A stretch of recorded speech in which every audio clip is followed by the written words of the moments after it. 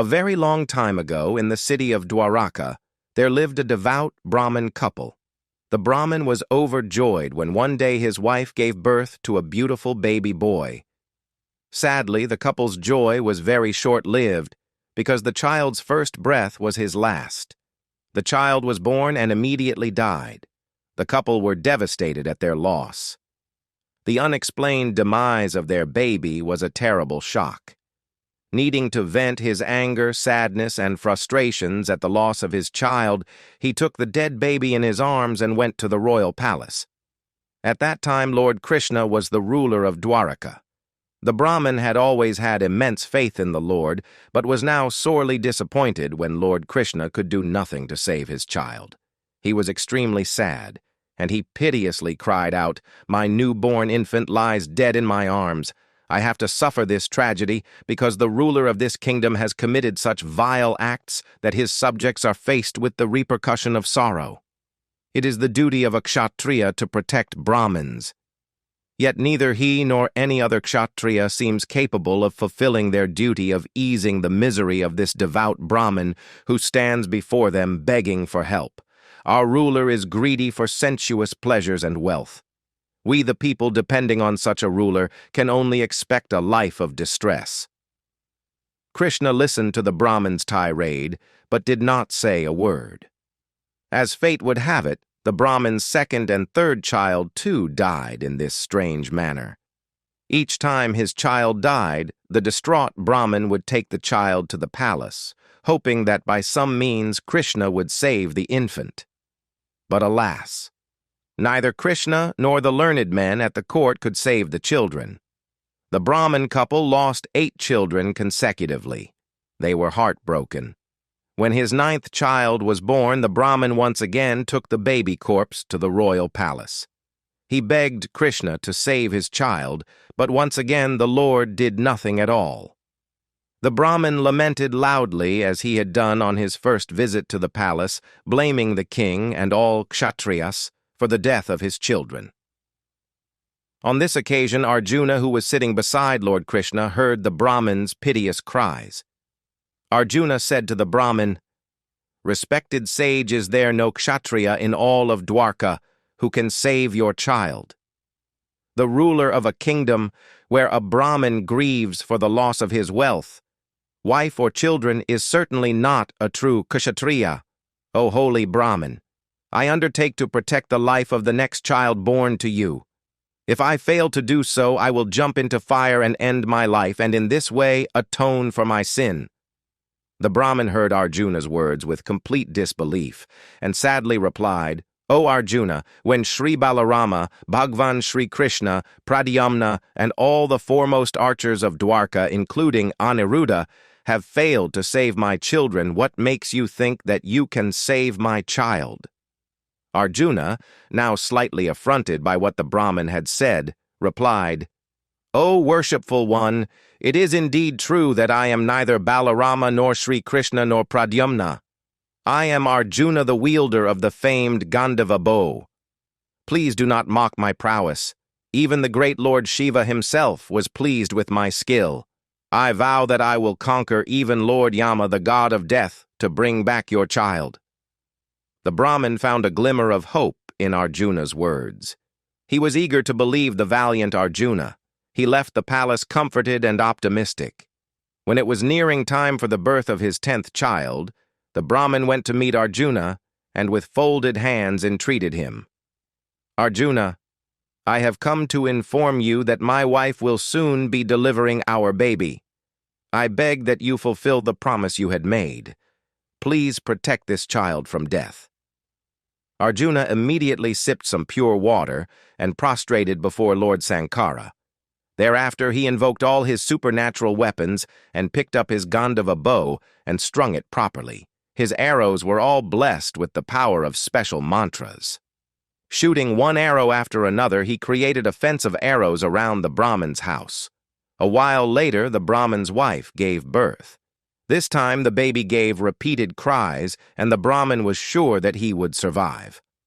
All of a sudden, to everyone's consternation, the newborn baby mysteriously disappeared into the sky. The Brahmin was shocked.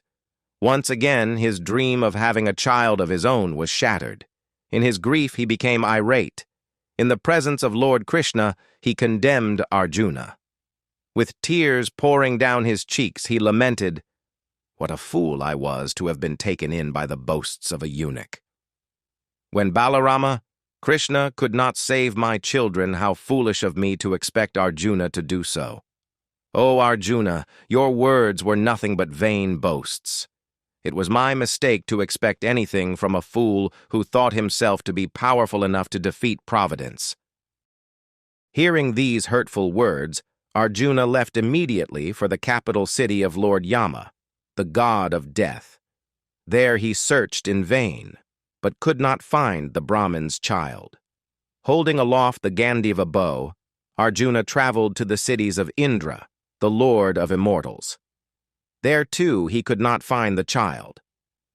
Refusing to give up his search, Arjuna went on to the kingdoms of Agni, the god of fire, Soma, the moon god, Varuna, the god of water, and Vayu, the wind god. The infant was in none of these places. Arjuna then proceeded to Rasatala in the nether world, but again here too he could not find the baby. Arjuna even searched in regions higher than Indra's paradise, but to no avail. He traversed the whole universe, but could not find the child. Having failed in all his attempts to save the child, Arjuna decided to jump into a blazing fire to atone for his failure to deliver on his promise. This was when Lord Krishna, who was beside him all the time, stepped forward and held him back. The Lord said, "Do not feel dejected, Arjuna. I will lead you to the children. You will fulfill your promise, and those who scoffed at you will shower you with praise. Your glory as a valiant Kshatriya warrior will be completely restored." Lord Krishna led Arjuna to his divine chariot, and they rode towards the west. They crossed the 7 great Dvipas and the 7 mighty oceans that separated the Dvipas. They flew above the 7 magnificent mountain ranges that arose on each of the Dvipas, and even above the Lokaloka mountain that was situated beyond all of these. They entered the pitch darkness of Balahaka and lost their way completely.